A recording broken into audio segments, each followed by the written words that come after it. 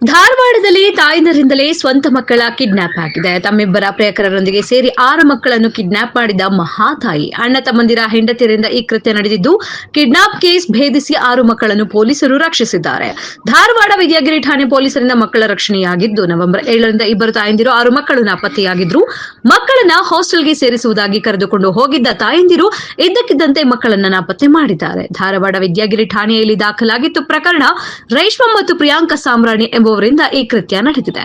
ಅನ್ಯ ಪುರುಷರೊಂದಿಗೆ ಅನೈತಿಕ ಸಂಬಂಧದ ಹಿನ್ನೆಲೆ ಈ ಇಬ್ಬರು ಕೂಡ ಮಕ್ಕಳನ್ನ ನಾಪತ್ತೆ ಮಾಡಿದ್ರು. ಸ್ವತಃ ಅವರೇ ಕಿಡ್ನಾಪ್ ಅನ್ನ ಮಾಡಿದ್ದು ಮುತ್ತುರಾಜ್ ಮತ್ತು ಸುನಿಲ್ ಎಂಬಾತರೊಂದಿಗೆ ಅನೈತಿಕ ಸಂಬಂಧವನ್ನ ಹೊಂದಿದ್ರು. ಧಾರವಾಡ ನಗರ ಕಮಿಷನರೇಟ್ ವ್ಯಾಪ್ತಿಯ ವಿದ್ಯಾಗಿರಿ ಪೊಲೀಸ್ ಠಾಣೆಯಲ್ಲಿ ಇದೇ ತಿಂಗಳು 7ನೇ ತಾರೀಕು ಒಂದು ಪ್ರಕರಣ ದಾಖಲಾಗುತ್ತೆ. ಅದೊಂದು ಮನುಷ್ಯ ಕಾಣೆ ಪ್ರಕರಣ, ಮಿಸ್ಸಿಂಗ್ ಕೇಸ್ ಅಂತ ಏನು ಹೇಳ್ತೀವಿ. ಅದು ಒಂದೇ ಪ್ರಕರಣದಲ್ಲಿ ಒಟ್ಟು 8 ಜನ ನಾಪತ್ತೆ ಆಗಿರುವಂಥದ್ದು ಕಂಡುಬರುತ್ತೆ. ಅದರಲ್ಲಿ ಅಣ್ಣ ತಮ್ಮಂದ್ರ ಹೆಂಡತಿಯರು ಇಬ್ಬರು, ಮತ್ತು ಆ ಪ್ರತಿ ಹೆಣ್ಮಕ್ಳಿಗೆ 3 ಜನ ಮಕ್ಕಳು, ಒಟ್ಟು 6 ಜನ ಮಕ್ಕಳು ಮತ್ತು 2 ಹೆಂಗಸರು ನಾಪತ್ತೆಯಾಗಿದ್ದಾರೆ ಅಂತಂದು ಕಂಪ್ಲೇಂಟ್ ಆಗುತ್ತೆ. ಕಂಪ್ಲೇಂಟ್ ಆದ ತಕ್ಷಣ ಅವ್ರನ್ನ ಹುಡುಕುವಂಥ ಪ್ರಯತ್ನ ನಮ್ಮ ವಿದ್ಯಾಗಿರಿ ಮತ್ತು ಧಾರವಾಡ ACP ಅವರ ನೇತೃತ್ವದಲ್ಲಿ ಅವರ ಸಂಪೂರ್ಣ ತಂಡ ಕಾರ್ಯೋನ್ಮುಖ ಆಗುತ್ತೆ.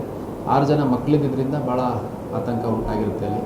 ಮತ್ತು ಸುತ್ತಮುತ್ತಲ ಏರಿಯಾದಲ್ಲಿ ಧಾರವಾಡದ ಭಾಗದಲ್ಲಿ ಮಕ್ಕಳು ನಾಪತ್ತೆಯಾಗಿದ್ದಾರೆ ಅನ್ನುವಂಥದ್ದು ಸ್ವಲ್ಪ ದೊಡ್ಡ ಸುದ್ದಿಯಾಗಿ ಆತಂಕ ನಿರ್ಮಾಣ ಆಗಿರುತ್ತೆ. ನಂತರದಲ್ಲಿ ನಿರಂತರವಾಗಿ ನಾವು ಪತ್ತೆ ಕಾರ್ಯ ಮುಂದುವರಿಸಿದಂಥ ಸಂದರ್ಭದಲ್ಲಿ ನಮಗೆ ಬೆಂಗಳೂರಲ್ಲಿ ಸ್ವಲ್ಪ ಲೀಡ್ ಸಿಗುತ್ತೆ. ಏನಂದರೆ ಬೆಂಗಳೂರು ಹೆಬ್ಬಾಳ ಭಾಗದ ಕೆಲ ಪ್ರದೇಶಗಳಲ್ಲಿ ಇವರು 8 ಜನ ಜೊತೆಗೆ ಮೂವ್ಮೆಂಟ್ ಆಗಿರುವಂಥದ್ದು ಕಂಡುಬರುತ್ತೆ. ಸೊ ಆ ಪ್ರಯತ್ನ ಮುಂದುವರೆದು ಮತ್ತು ಬೇರೆ ಬೇರೆ ಕಡೆ ಹೋಗಿದ್ದಾರೆ ಅಂತ ಸಿಕ್ಕ ಲೀಡ್ ಮೇಲೆ ಸುತ್ತಮುತ್ತಲ ಜಿಲ್ಲೆಗಳಲ್ಲಿ ಮತ್ತು ಇವನ್ ನಮ್ಮ ತಂಡ ಹೈದರಾಬಾದ್ ಮತ್ತು ಗೋವಾ, ಮಹಾರಾಷ್ಟ್ರ ಭಾಗಕ್ಕೂ ಕೂಡ ಕೆಲವು ಸಿಬ್ಬಂದಿಗಳನ್ನು ಕಳಿಸಿ ಹುಡುಕುವಂಥ ಕೆಲಸ ಮಾಡ್ತಾರೆ. ನಿನ್ನೆ ಒಂದು ಕರೆ ಬರುತ್ತೆ, ಈ ಕುಟುಂಬ ಸದಸ್ಯರಿಗೆ ಕರೆ ಬಂದುಬಿಟ್ಟು ಆ ಕರೆಯಲ್ಲಿ ಸುಮಾರು 10 ಲಕ್ಷಕ್ಕೂ ಹೆಚ್ಚು ಹಣವನ್ನು ಒಂದು ಅಕೌಂಟಿಗೆ ಟ್ರಾನ್ಸ್ಫರ್ ಮಾಡಬೇಕು ಅಂತಂದು ಡಿಮ್ಯಾಂಡ್ ಮಾಡ್ತಾರೆ.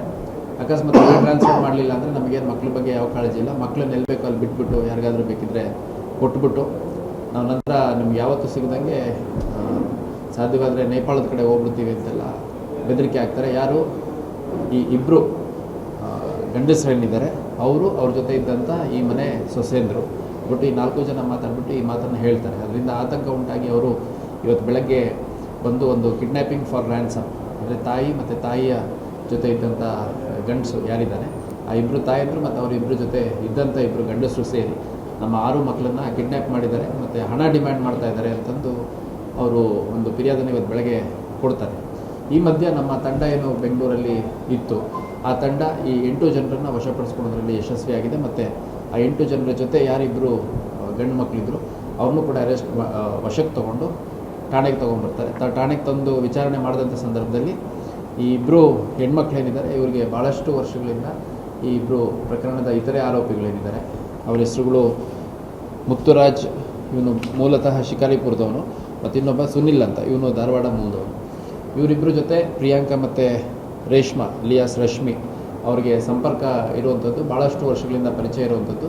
ಮತ್ತು ಇದರಲ್ಲಿ ಒಬ್ಬ ಹೆಣ್ಮಗಳು ಗಂಡ ತೀರ್ಕೊಂಡಿರ್ತಾನೆ, ಸೊ ಆಕೆಗೆ ಅವನ ಜೊತೆ ಸಂಬಂಧ ಇರುವಂಥದ್ದು. ಮತ್ತು ಇನ್ನೊಂದು ಹುಡುಗಿ ಕೂಡ ಹಳೆ ಪ್ರಿಯಕರ ಇವರು, ಅಂದರೆ ಭಾಳಷ್ಟು ವರ್ಷಗಳಿಂದ ಒಬ್ರಿಗೊಬ್ರು ಪ್ರೀತಿಸಿರ್ತಾರೆ, ಮದುವೆ ಆಗೋಕ್ಕಾಗಿರಲ್ಲ, ಬೇರೆ ಮದುವೆ ಆಗ್ಬಿಟ್ಟು ಇವಳು 3 ಜನ ಮಕ್ಕಳಿರ್ತಾರೆ. ಸೊ ಈ ಒಂದು ಹಳೆಯ ಪರಿಚಯ ಮತ್ತು ಸ್ನೇಹದ ಹಿನ್ನೆಲೆಯಲ್ಲಿ ಅವರಿಗೆ ಸಂಬಂಧ ಇದ್ದದ್ರ ಹಿನ್ನೆಲೆಯಲ್ಲಿ ಅವರು ಭಾಳಷ್ಟು ಬಾರಿ ಥ್ರೆಟನ್ ಮಾಡಿರ್ತಾರೆ. ಈ ಡೈವರ್ಸ್ ಕೊಟ್ಬಿಡಿ, ಯಾರಿಗೊಬ್ಬನಿಗೆ ಗಂಡ ಬದುಕಿದ್ದಾನೆ ಅವ್ನು ಡೈವರ್ಸ್ ಕೊಡಿಸುವಂತ ಎಲ್ಲ ಡಿಮ್ಯಾಂಡ್ ಮಾಡಿರ್ತಾರೆ. ಇನ್ನೊಬ್ಳು ಏನಿದ್ದಾರೆ ಅವ್ರಿಗೆ ಮಕ್ಕಳು ನೀವು ಇಟ್ಕೊಳ್ಳಿ, ನಮಗೆ ಇವಳನ್ನ ಕಳಿಸ್ಕೊಡಿ, ಏನು ಕಿರಿಕಿರಿ ಮಾಡ್ದಂಗೆ ಅಂತಲೂ ಡಿಮ್ಯಾಂಡ್ ಮಾಡಿರ್ತಾರೆ.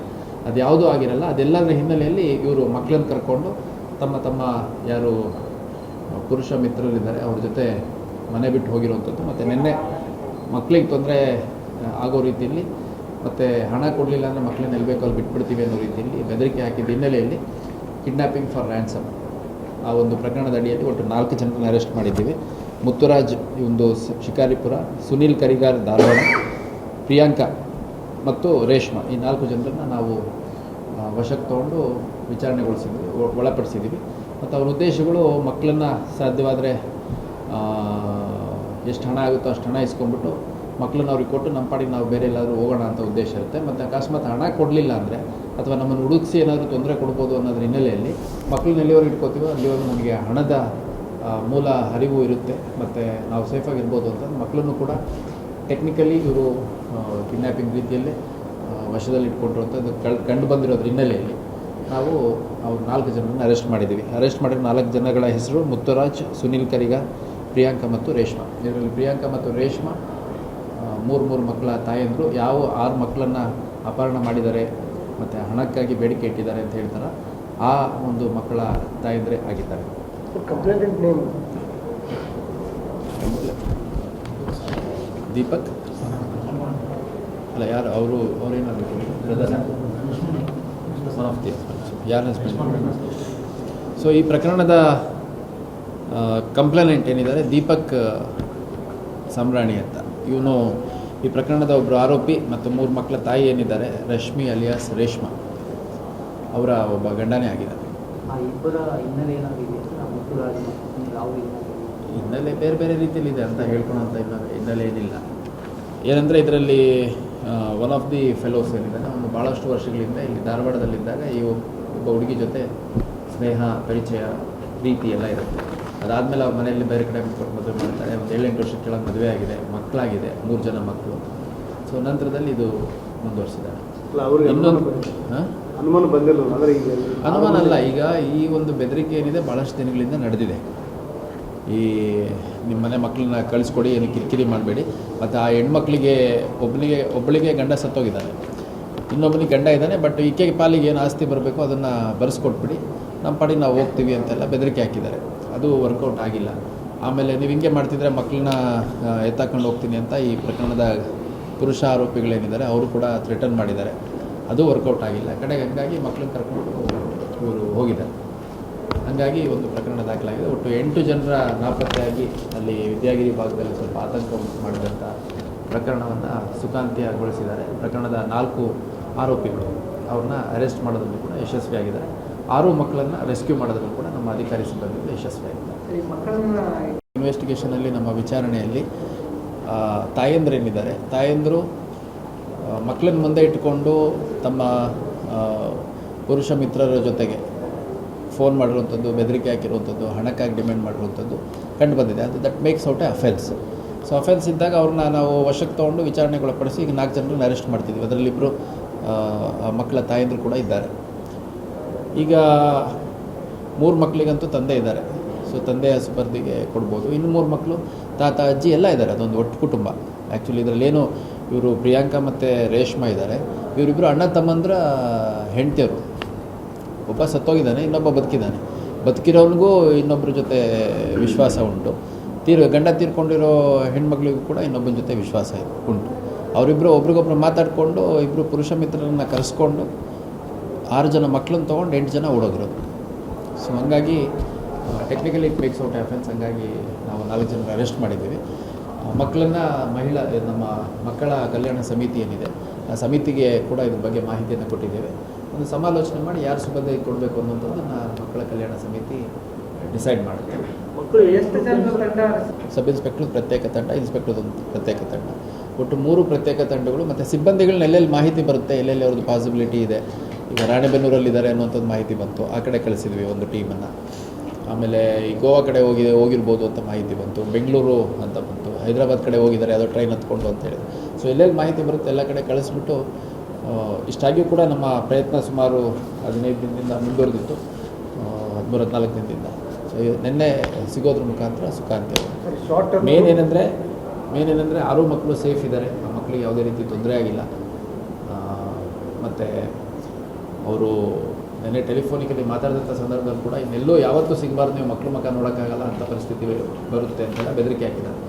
ಅದು ಕುಟುಂಬ ಸದಸ್ಯರು ಹೇಳೋದು ಕೊಲೆ ಬೆದರಿಕೆ ಅಂತ ಹೇಳ್ತಾರೆ. ಇವರು ವಿಚಾರಣೆ ಮಾಡೋಂಥ ಸಂದರ್ಭದಲ್ಲಿ ಈಗ ನಾವು ವಾಪಸ್ ಬಂದರೆ ನಮಗೊತ್ತು ಮತ್ತೆ ಬಾಳ್ಲಿಕ್ಕೆ ಬಿಡಲ್ಲ, ಹಾಗಾಗಿ ನಾವೆಲ್ಲಾದರೂ ಹೋಗ್ಬಿಡ್ತೀವಿ, ಜೊತೆ ಮಕ್ಕಳನ್ನು ಕರ್ಕೊಂಡು ಹೋಗ್ತೀವಿ. ಮಕ್ಕಳು ಚಿಕ್ಕವರು ಇದ್ದಾರೆ, ಹೌದು, 4-5 ವರ್ಷ ಅವ್ರನ್ನ ಸಾಕಿಬಿಟ್ರೆ ಆಮೇಲೆ ದುಡ್ಕೊಂಡು ತಿಂತಾರೆ ಅನ್ನೋ ರೀತಿಲಿ ಈ ಮೇಲ್ ಮೆಂಬರ್ಸ್ ಏನಿದ್ದಾರೆ ಅವ್ರಿಗಂತೂ ಉದ್ದೇಶ ಆ ಹೆಣ್ಮಕ್ಳನ್ನ ತೊಗೊಂಡು ಹೋಗೋದಷ್ಟೇ. ಮಕ್ಕಳು ವಾಸ್ ಎ ಲಯಬಿಲಿಟಿ. ಸೊ ಹಂಗಾಗಿ ಎಷ್ಟು ದುಡ್ಡು ಆಗುತ್ತೋ ಅಷ್ಟು ದುಡ್ಡು ಕಿತ್ಕೊಂಡು ಮಕ್ಕಳನ್ನ ವಾಪಸ್ ಕಳಿಸೋಣ ಅನ್ನೋ ಉದ್ದೇಶನೇ ಅವ್ರಿಗೆ ಇದ್ದಿದ್ದು ಅನ್ನೋದು ಸದ್ಯದ ವಿಚಾರಣೆ ತಿಳಿದಿದೆ.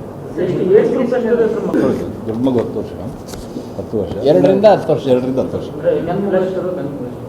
ಪುರುಷ ಆರೋಪಿಗಳಿದ್ದಾರೆ. ಕೃಷ್ಣ, ಸೂರಜ್, ಸಿಂಚನ, ಸಾನ್ವಿ, ಸಾತ್ವಿಕ, ಮನ್ವಿತ್ ಮೂರು ಇರ್ಬೇಕು ಅಂದ್ರೆ ಫ್ಲೆಶ್ ಟ್ರೇಡಿಂಗ್ ಏನಾರ 4 ಗಂಟೆ ಫ್ಲೆಶ್ ಟ್ರೇಡಿಂಗು ನಮಗೆ ಸದ್ಯ ತನಿಖೆಯಲ್ಲಿ ಆ ಥರದ್ದೇನು ಕಂಡು ಬಂದಿಲ್ಲ. ತಾಯಿ ಜೊತೆಲಿದ್ದರಿಂದ ಆ ಥರ ಉದ್ದೇಶಗಳು ತಾಯಿಗಂತೂ ಮಕ್ಕಳ ಮೇಲೆ ಇರೋದಿಲ್ಲ. ಒಂದು ಎರಡನೇದು, ಆ ವ್ಯಕ್ತಿಗೇನಾದರೂ ಇವ್ರು ನಾವು ಜೊತೆ ಕರ್ಕೊಂಡು ಹೋಗೋದ್ರ ಜೊತೆಗೆ ಮಕ್ಕಳನ್ನು ಎಲ್ಲಾದರೂ ಆ ಕಡೆ ಈ ಕಡೆ ಡಿಸ್ಪೋಸ್ ಮಾಡೋ ಉದ್ದೇಶಗಳಿತ್ತ ಅನ್ನೋಂಥದ್ದನ್ನು ಕಸ್ಟಡಿ ತೊಗೊಂಡು ವಿಚಾರಣೆ ಮಾಡ್ತಾರೆ. ಸೊ ಅದು ಸದ್ಯದ ವಿಚಾರಣೆಯಲ್ಲಿ ಆ ಥರದ್ದು ಏನು ಕಂಡು ಬಂದಿಲ್ಲ. ಬಟ್ ಒಂದು ಕಾಂಪ್ರಿಹೆನ್ಸಿವ್ ಇನ್ವೆಸ್ಟಿಗೇಷನ್ ಆಗಬೇಕು. ಯಾಕಂದರೆ ಒಂದು ಕುಟುಂಬದಲ್ಲಿರುವಂಥ ಹೆಣ್ಮಕ್ಳಿಬ್ಬರು ಅವ್ರು ನಾನು ಕೊಟ್ಟಿದ್ದೀನಿ. ಏನಾದ್ರು ಕೊಟ್ಟಿದ್ರೆ ಕಂಪ್ಲೇಂಟ್ ಈ ಮಕ್ಕಳಿಗೆ ಇವರು ಕರ್ಕೊಂಡು ಹೋಗಿದ್ದಾರೆ, ಹಾಸ್ಟೆಲ್ ಬಿಡ್ತೀನಿ ಅಂತ ಹೋಗಿ 2 ದಿವಸ ಆದರೂ ಇನ್ನೂ ಬಂದಿಲ್ಲ. ಮತ್ತು ಮುಂದೆ ಏನು ಕ್ರಮ ಜರುಗಿಸ್ಕೊಳ್ಳಿರಿ ಸರ್ ಅಂತ ಕಂಪ್ಲೇಂಟ್ ಕೊಟ್ಟು ಬಂದಿದ್ದೀನಿ. ಅಲ್ಲ ನಿಮಗೆ ಮೊದಲು ಇದೆಲ್ಲ ಏನು ಮಾಹಿತಿ ಇದ್ದಕ್ಕಿಲ್ಲ ಇದು ಇದ್ದಕ್ಕಿದ್ದಂಗೆ ಹಿಂಗೆ ಮಾಡಿದೆ. ಅದು ಹುಡುಗರಿಗೆ ಕರ್ಕೊಂಡು ಹೋಗಿ ಆ ರಾಣೆಬೆನ್ನೂರಿಂದ ಯಾವುದೋ ಊರಿಗೆ ಕರ್ಕೊಂಡು ಹೋಗಿ, ಅಲ್ಲಿಂದ ಬೇರೆ ಊರಿಗೆ ಕರ್ಕೊಂಡು ಹೋಗಿ, ಬೆಂಗಳೂರಿಗೆ ಕರ್ಕೊಂಡು ಹೋಗಿ, ಅಲ್ಲಿಂದ ಬೇರೆ ಮಾಸ್ಟರ್ ಪ್ಲ್ಯಾನ್ ಮಾಡಿದ್ರು ಎಲ್ಲ. ಏನಂತ ಫೋನ್ ಕರೆ ಮಾಡಿದ್ರು? ಕರೆ ಯಾರು ಮಾಡಿಲ್ಲ ರೀ, ಕಿಡ್ನ್ಯಾಪ್ ಮಾಡಿವ ಅಂತ ಅಷ್ಟೇ ಹೇಳಿದ್ವಿ. ಅದ ಮುತ್ತು ಮತ್ತು ಇನ್ನೊಂದು ಹುಡುಗ ಐತಲ್ಲ, ಅವ್ರು ಹುಡುಗರು ತೊಗೊಂಡು ಹೊಂಟಾರ ಅಂತ ಮಾಹಿತಿ ಬಂತು. ದುಡ್ಡಿಗೆ ಏನಾದರೂ ಬೇಡಿಕೆ ಇಟ್ಟಿದ್ರ? ದುಡ್ಡು ಗಿಡ್ಡು ಇಲ್ಲ ರೀ, ಅವರು ಕಿಡ್ನಾಪ್ ಮಾಡಿ ಮಾರಕ್ಕೆ ಟ್ರೈ ಮಾಡಿದ್ರು. ನನ್ನ ಮಕ್ಕಳು 3 ಅದಾವ. ಅವರು ನಿಮ್ಮ ವೈಫ್ ಹೆಂಗೆ ಸುಮ್ಮನೆ ಇದ್ರು ಅಂತ ಮಕ್ಕಳು ಮಾರಾಟ ಮಾಡೋದು ಅದೇ ನನಗೆ ಗೊತ್ತಾಗ್ತಾ ಇಲ್ಲ. ಬ್ರೈನ್ ವಾಶ್ ಮಾಡ್ಯಾರ ಎಲ್ಲರಿಗೂ.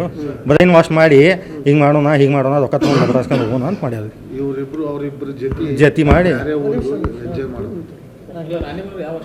ರಾಣಿಬೆನ್ನೂರು ಹಾಸ್ಟೆಲ್ ಒಳಗೆ ಹಾಕಿದ್ವಿ, ರ್ಯಾಂಬೋ ಹಾಸ್ಟೆಲ್ ಅಂತ. ಅಲ್ಲಿ ಹುಡುಗರು 3 ಹುಡುಗರು ಹಾಕಿದ್ವಿ. ಒಂದು ಫಸ್ಟ್ ಸ್ಟ್ಯಾಂಡರ್ಡ್, ಒಂದು first standard 2 baby, 3rd standard 1 baby ಹಾಕಿದ್ವಿ. ಕಳ್ಸಕ್ಕೆ ಹೋಗ್ತಂತ ಹೋಗಿ ಏನು ಮಾಸ್ಟರ್ ಪ್ಲಾನಿಂಗ್ ಮಾಡ್ಯಾರ. ದೀಪಕ್ ಸಾಂಬ್ರಾಣಿ ಅಂತ ಸರ್. ನಾನು ಮಾರುತಿ ಸಾಂಬ್ರಾಣಿ ಅಂತ. ನಮ್ಮ ಮನೆಯಲ್ಲಿ ಸ್ವಸ್ಥರು ಇಬ್ಬರು ಬೇರೆದವ್ರು ಕರ್ಕೊಂಡು ನಾವು ಹೋಗೋದಲ್ಲದೆ ನಾ ಅವ್ರಿಗೆ ಹಾಸ್ಟೆಲ್ ಮಕ್ಕಳಿಗೆ ಫೀಸ್ ಕೊಟ್ಟಿದ್ದೆ 84,000 ರೂಪಾಯಿ ಕಟ್ಟಲಿಕ್ಕೆ. ಅವ್ರ ಹಾಸ್ಟೆಲ್ಗೆ ಹೋಗ್ಲಾರ್ದೆ ಇಬ್ಬರು ಗಂಡಸರು ಅವ್ರಿಗೆ ಮಕ್ಕಳಿಗೂ ಕಿಡ್ನ್ಯಾಪ್ ಮಾಡಿಕೊಂಡು ಅವ್ರವ್ರು ಕೂಡಿ ಎಲ್ಲೆಲ್ಲೇ ಹೋಗಿ ಪೊಲೀಸರು ಎಲ್ಲ ಹುಡುಕಿದ್ರು. ನಾವು 6ನೇ ತಾರೀಕಿಗೆ ಕಂಪ್ಲೇಂಟ್ ಕೊಟ್ವಿ, 7ನೇ ತಾರೀಕಿಗೆ FIR ಮಾಡಿದ್ದಾರೆ. ಪಾಪ ಅವರು ಎಷ್ಟು ಶ್ರಮ ತೊಗೊಂಡು ಮಕ್ಕಳಿಗೆ ಅವರಿಗೆಲ್ಲ ಹುಡುಕಿ ತೊಗೊಂಬಂದಿದ್ದಾರೆ. ಅವ್ರು ಗಂಡಸರು ಇದ್ದಾರೆ. ಅಲ್ಲಿ ಬೆಂಗಳೂರಾಗ ಸುದ್ದಿ ಬಂತು ನಮಗೆ. ಅವ್ರೇನೋ ಸೇಲ್ ಮಾಡೋ ಟೈಮ್ದಾಗ ಅವ್ರು ಹಿಡ್ದಿದ್ದಾರಂತ ಮಕ್ಕಳಿಗೆ 60,000 ರೂಪಾಯಿ 60 ಲಕ್ಷ ರೂಪಾಯಿಗೆ ಏನೋ ಸೇಲ್ ಮಾಡ್ತಾಯಿದ್ರಂತೆ 6 ಮಕ್ಕಳಿಗೆ.